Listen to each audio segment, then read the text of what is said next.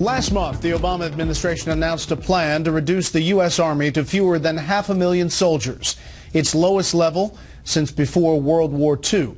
So the question is, how much bang are we willing to give up to save a few bucks? Doug McKelway reports. I fear that we are perceived as a retreating power, as a reluctant superpower. That seems to be our choice. Cliff May is the president of the Foundation for Defense of Democracies. To critics such as May, the Obama administration's plan to cut the military is the latest sign of President Obama's discomfort with the idea of America's reign as the world's lone superpower.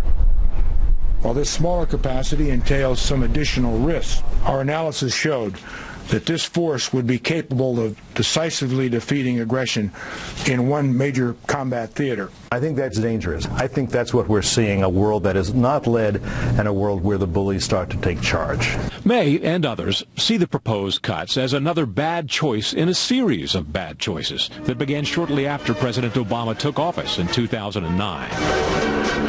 After the anti-war candidate became commander-in-chief, he announced a withdrawal from Iraq and a timetable for withdrawal from Afghanistan.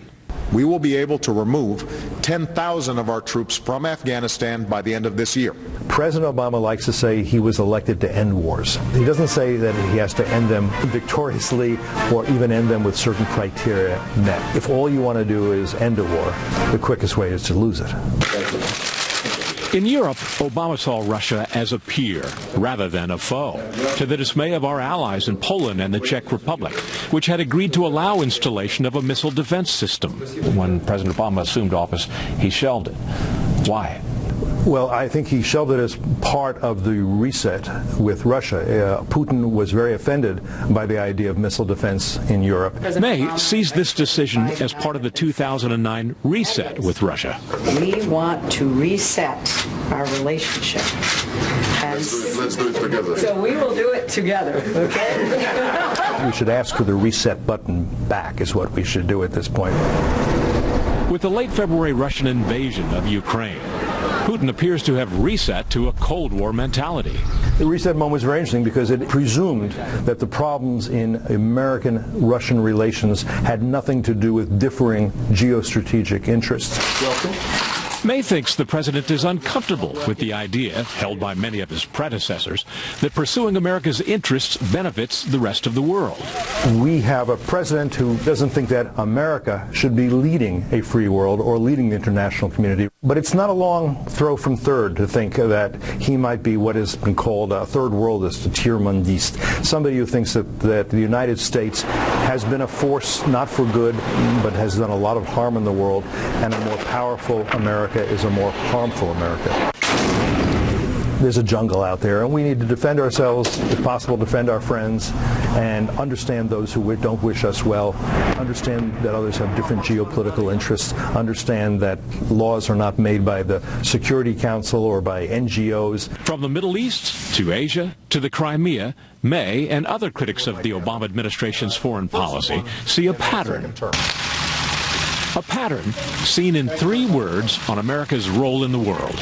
Words attributed to an administration official, leading from behind.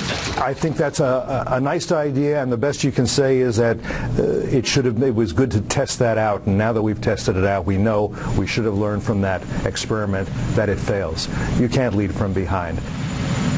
Leading from behind, fair criticism. Our panel joins us again. George Will, your thoughts? Well, the question is the budget being dictated by strategy or strategy by the budget?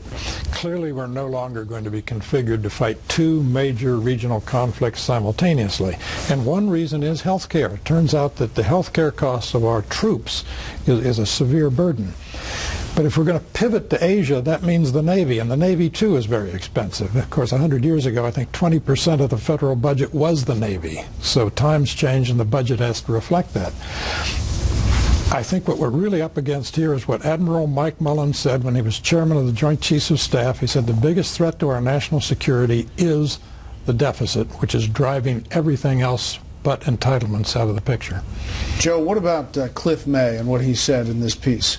About it's not a long throw to third, about the president's thinking about world power.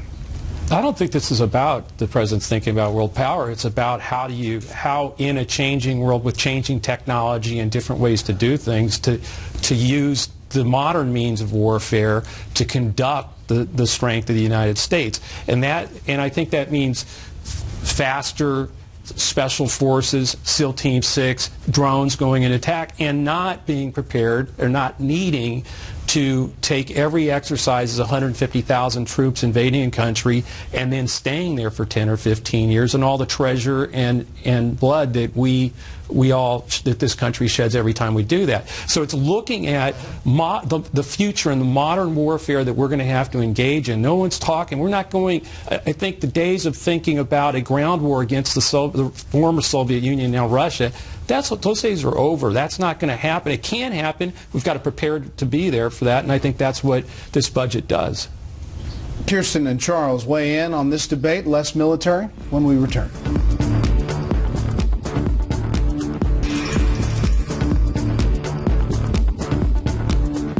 We continue our discussion of President Obama's planned cuts to the military with our panel.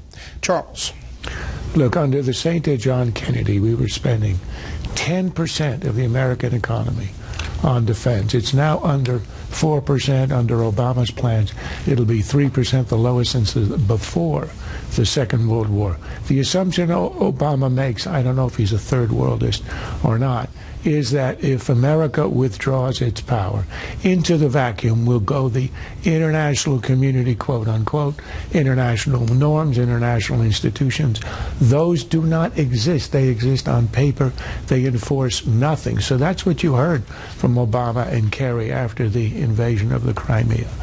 But there is no, it is American power supported by the West if it gets any support.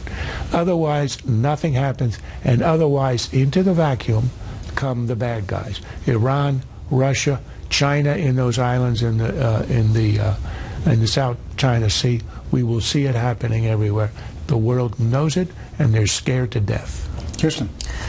Obama has absolutely no problem using American power. He has expanded the drone war. He invaded Libya. When people bring up a lot of the countries that are problematic in the world, they're not countries we're going to use ground forces in. We're not going into Syria. We're not going into Iran. Lindsey Graham brought up North Korea, said we wouldn't have enough ground troops to send into North Korea. I think most Americans would be pretty horrified to think that we might be going into North Korea. What about this charge from Charles and others that weakness is provocative? But it's not weakness. It's exactly what Joe was saying. He is basically shifting resources into other things in a more modern warfare. A lot of the cuts are coming to the Army, but it's not decimating the Army. We're still going to have an Army. In terms of fighting two wars at one time, I don't think that I don't think most Americans want to be fighting two wars at one time anyway, but the point is he's putting it into other areas like cyber warfare or special forces and things like that. I just think this idea that Obama doesn't take the threats against this country are just completely off base, and I think he's been quite aggressive. I mean, to my chagrin, frankly.